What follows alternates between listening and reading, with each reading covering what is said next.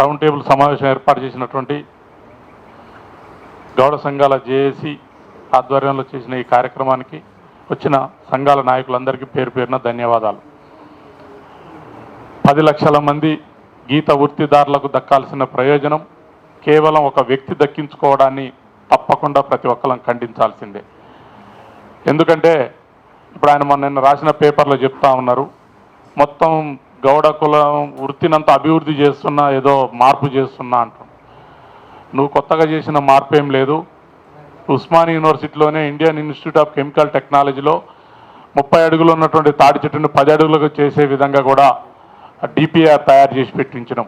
అంతేకాకుండా ఉస్మానియా యూనివర్సిటీలో ప్రొఫెసర్ భీమానాయక్ గారి ఆధ్వర్యంలో రీసెర్చ్ చేసి కళ్ళు ఏ రోజు ఆ రోజు పులిసిపోకుండా సంవత్సరమైన ఖరాబు కాకోకుండా దాన్ని నిల్వ చేసేటటువంటి పద్ధతిని నేను బుర్ర వెంకటేశ్వర సార్ మన సత్యవన్న మేమంతా పోయి ప్రతి నెల దాన్ని టెస్టింగ్ని చూసుకుంటూ టాక్సికేషన్స్ ఏమైనా ఉన్నాయా, దీంట్లో ఉన్న ప్రోటీన్స్ ఏమైనా తగ్గిపోతున్నాయా అని చెప్పి దాన్ని కూడా చేస్తే 13 నెలలు అయినా కానీ ఖరాబు కాకపోవడంతో పాటు ఇంకా అద్భుతంగా దాంట్లో అంటే 10 నిమిషాల కింద చెట్టు మించి దింపిన కళ్ళు ఎట్లా ఉందో 13 నెలల తర్వాత తాగితే కూడా అంత అద్భుతంగా ఉన్నటువంటి దాన్ని అభివృద్ధి చేసినటువంటి చరిత్ర ఉంది.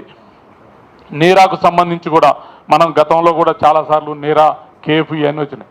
ఇలా ఆయన ఎవరో వచ్చి కొత్తగా వచ్చి బాగు చేసి కులాన్ని నిజంగా కూడా నిన్న అది పెట్టేటప్పుడు మరి గౌడ సంఘాలను ఎందుకు పిలవలేదు, పిలిస్తే బాగుండేది, అక్కడనే తెలిసిపోయేది. మరి గౌడ సంఘాలని పిలవకోకుండా కొద్దిమంది మరి అట్లా పెట్టడం అనేది అయితే నిజంగా కూడా కరెక్ట్ కాదు.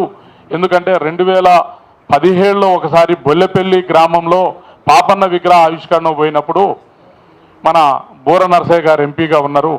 మాట్లాడుతూ ఏమన్నారంటే కళ్ళులో ఆధునిక వస్తుంది, అప్పుడు రెడ్డిలు అమ్మొచ్చు, వెలమలు అమ్మొచ్చు కళ్ళునని చెప్పి అన్నప్పుడు జనమంతా చైర్లు తీసుకొని లేపి చచ్చినాడేమో మేము అభివృద్ధి చెంది 10 రూపాయలు సంపాదించుకునే నాడేమో వాళ్ళ మేము ఒప్పుకునేది లేదని అందరు చైర్లు ఎత్తగానే సారు మైకాడ పెట్టి వెళ్ళిపోయిండు. మరి దాని మూలాలే నిన్న ఇక్కడ దాకా కనపడుతున్నాయేమో నాకు అనిపిస్తూ ఉంది. తప్పకుండా కూడా వారు బోర నరసయ్య గారు లేకపోతే సీనన్న మరి ఆయనే జీవో చేసిండు. నీరైనా కళ్ళైనా గౌళ్ళు తప్ప ఎవరు అమ్మొద్దు అని చెప్పి చేసినటువంటి వ్యక్తి మరి అలా ఆయనే వచ్చి ఆ మీటింగ్లో కూకున్నాడు. మరి ఆయన కూడా సమాధానం చెప్పాలి, అవసరమైతే గౌడ జాతి క్షమాపణ కూడా చెప్పాలి. ఎందుకంటే మీరు చేసినటువంటి దాన్నే ఈ విషయంలో మీరు ఈ విధంగా చేయడం అనేది కరెక్ట్ కాదు. తప్పకుండా దీని మీద పరిశీలన జరగాల్సిందే.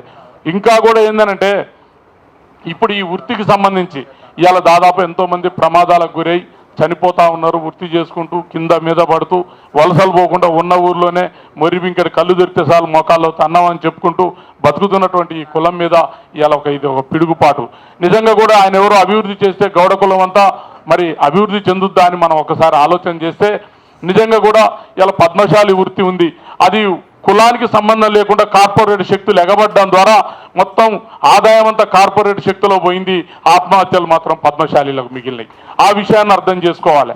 అంతేకాకుండా ప్రతి ప్రొఫెషన్లో చెప్పుల దుకాణం ఉంది.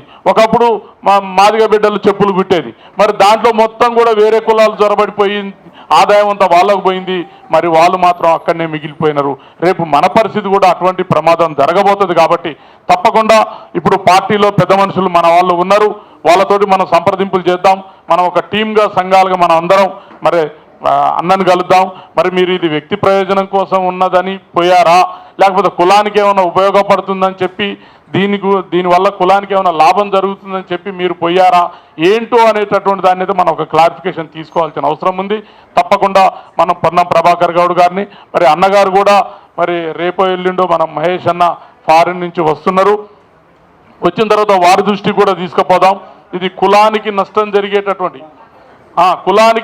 జరిగేటటువంటి దాదాపు 10 లక్షల మంది గీత వృత్తిదారులకు నష్టం జరిగేటటువంటి ఏ ప్రయోజనాన్ని కూడా గౌడ సంఘాలు సహించే ప్రసక్తే లేదు. ఇంకొక విషయం కూడా ఇది మనం అర్థం చేసుకోవాలి. మొన్న మెదక్ జిల్లాలో ఒక గౌడు తాడి చెట్ల మీద ప్రేమతోటి తనకున్నటువంటి 3.5 ఎకరాల్లో దాదాపు 600 తాడి చెట్లు నాటిపెట్టిండు. కానీ ఎక్సైజ్ యాక్ట్లో ఏముందంటే నువ్వు సొసైటీకి ఉపజెప్పాల్సిందే తప్ప నీ వ్యక్తిగతంగా గీసుకోవడానికి లేదని చెప్పి అతన్ని ముప్పు తిప్పలు పెట్టినటువంటి పరిస్థితులు ఉన్నాయి. చివరికి అతను ఆ చెట్లు నరికేయడానికి కూడా సిద్ధమైండు. నేనే ఉండి చెట్లు నరకడం కాదు, నువ్వు కూడా కావాలంటే ఒక లైసెన్స్ తీసుకొని ఆ సొసైటీతో పనిచేస్తూ ఈ చెట్లను ఇవ్వండి కానీ అని అంటే అట్లా కాదన్నా నేను ఒక గౌడ బిడ్డనై కులం మీద ప్రేమతో నాకు ఇప్పుడు చెట్లు నేను పెంచుకున్నా, నేనే గీయడానికి నాకు అవకాశం కల్పించినప్పుడు మరి ఈ చెట్లు ఎందుకు అది ఇది అని చెప్పి మాట్లాడిన పరిస్థితులు ఉన్నాయి. మరి అటువంటి జీవోలు ఉన్నప్పుడు మరి రామ్దేవ్ లాంటి వాళ్ళు ఎలా సొంతంగా వృత్తి నడిపించుకుంటారో దాన్ని కూడా మనం అర్థం చేసుకోవాల్సిన అవసరం ఉంది. తప్పకుండా ఆ సొసైటీని వృత్తి సంస్థలకు, మనకు ఉన్నటువంటి కళ్ళు సొసైటీలకు ఒప్పజెప్పేసి ఇంకా చేయండి, దాని మీద ఏదైనా ఆదాయం వస్తే మీరు కూడా కొంత తీసుకోండి. కానీ మొత్తం వృత్తినే 10 లక్షల మంది గీత వృత్తిదారులు, నేను వృత్తిదారులను ఎందుకు అంటున్నానంటే కార్మికులను కాదు, కార్మికులు అంటే 9 to 5 డ్యూటీ చేసేవాడు, ఈఎస్ఐ ఫెసిలిటీ ఉన్నవాడు, ప్రభుత్వాల నుంచి రకరకాల సహాయాలు అందేవాడు కార్మికుడు. కానీ గౌడ బిడ్డ ఆయన కార్మికుడు కాదు, పుట్టుకతోటి చచ్చే వరకు ఆ వృత్తి చేస్తూ వృత్తిలో ఫలితం వచ్చినా రాకపోయినా, బతికినా చచ్చినా, ప్రాణాలు పోతున్నా ఆ వృత్తిని మారి ఇంకో వృత్తులకు ట్రాన్స్ఫర్ అయ్యే అవకాశం లేదు. కాబట్టి ఇది గీత వృత్తిదారులు ఆ రోజు మన వెంకన్న సంఘం పెట్టినప్పుడు కూడా చాలా అప్రిషియేట్ చేసిన, మంచి పేరు పెట్టిన. తప్పకుండా ఇది వృత్తి మన హక్కు. గీత వృత్తి అనేది, గౌడ వృత్తి అనేది మన హక్కు. కాబట్టి ఆ హక్కు జోలికి ఎవరు వచ్చినా కానీ తప్పకుండా వాళ్ళు గౌడ జాతి నుంచి వ్యతిరేకత ఎదుర్కొంటారు. ఈ విషయంలో తప్పకుండా నేను ఒక జై గౌడ్ ఉద్యమంగా నేను 2.5 దశాబ్దాలుగా ఈ పని చేస్తూనే ఉన్నా. నేను కూడా ఏం కోరుకున్న గతం నుంచి తాటి చెట్టు హైబ్రిడ్ జరగాలి, కళ్ళు ప్రిజర్వేషన్ జరగాలి, తర్వాత హైదరాబాదుకు 4 పక్కల్లో 1000 ఎకరాల్లో తాటి ఈత వనాలు పెంచి గౌడ కులానికి ఒప్పజెప్పాలి. అంతేకాకుండా ప్రతి జిల్లా కేంద్రంలో 100 ఎకరాల భూమి ఇవ్వాలి, ప్రతి మండల కేంద్రంలో 50 ఎకరాల భూమి ఇస్తే స్వచ్ఛమైనటువంటి కళ్ళు తెచ్చి ప్రజల ఆరోగ్యాన్ని కాపాడితే ఇవాళ హైదరాబాద్ లాంటి ప్రాంతాల్లో 2500 నర్సింగ్ హోమ్లు పుట్టే అవకాశమే లేదు. కళ్ళు వృత్తిని నాశనం చేయడం ద్వారా ప్రజలు రోగాల పాలన పడి ఈ మలినమైనటువంటి కల్తీ ఫుడ్లు తిని అన్యాయానికి గురవుతా ఉన్నారు అని చెప్పి ఎప్పటి నుంచో నా సంఘం తరపున కూడా నేను ఆ ఉద్యమం చేసుకుంటూ ముందుకు వస్తా ఉన్నా.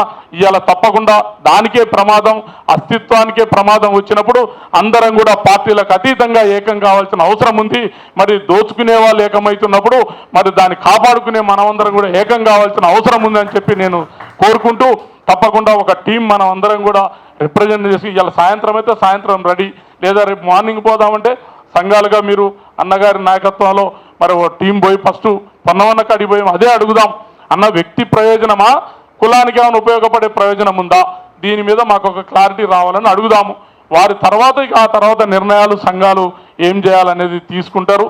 దాన్ని బట్టే మనం పోదాము. ఎట్టి పరిస్థితుల్లో కూడా ఈ వృత్తికి అన్యాయం జరగనిచ్చేది లేదు. వృత్తి మీద గతంలో నుంచి కూడా దాడులు జరుగుతున్నాయి, ఇయ్యాల కాదు.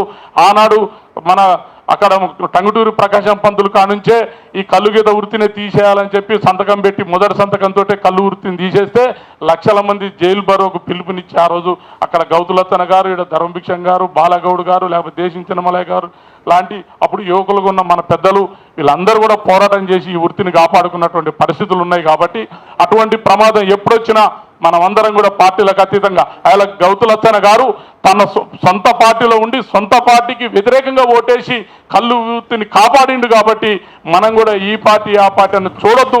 వృత్తికి ప్రమాదం వచ్చినప్పుడు మన గొంతులన్నీ ఒక్కటే నిలబడాలని చెప్పి కోరుకుంటూ నాకు ఈ అవకాశం ఇచ్చిన మీ అందరికీ ధన్యవాదాలు.